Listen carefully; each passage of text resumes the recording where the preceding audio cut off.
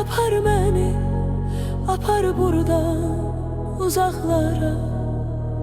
Gel apar beni, sen olmazsan kanım kara.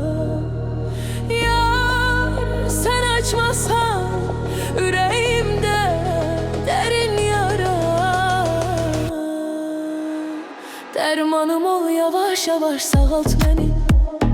Ben sana bir emanetem, yaşat beni. Gel beni düşmənlərimə güldürmə, özgəsinə yar etmərəm canım səni. Dermanım ol, yavaş yavaş sağalt beni. Ben sana bir emanetem, yaşat beni.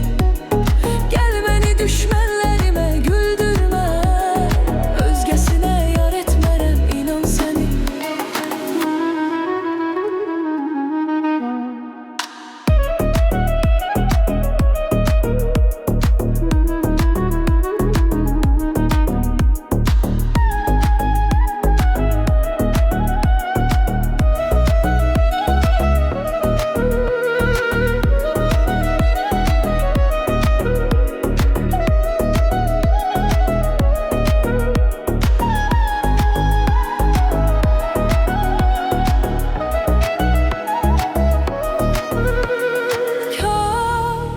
Ömür boyu yanımda sen qalabilsən.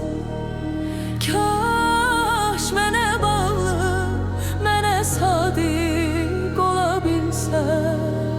Mən sənə xəstə bir insanam, həkimimsən. Dermanım ol, yavaş yavaş sağalt beni. Ben sana bir emanetem, yaşat beni. Gel beni düşmənlərimə güldürmə, özgəsinə yar etmərəm canım səni. Dermanım ol, yavaş yavaş sağalt beni. Ben sana bir emanetem, yaşat beni. Gel beni düşmənlərimə güldürmə, özgəsinə yar etmərəm, inan səni.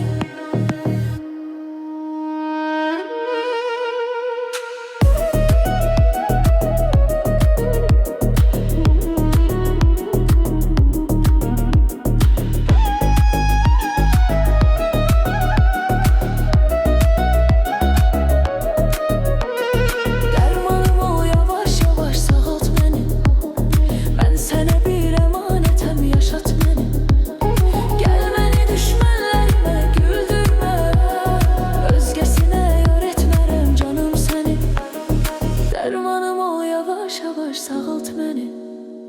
Ben sana bir emanetem, yaşat beni. Gel beni düşmənlərimə güldürmə, özgəsinə yar etmərəm, inan səni.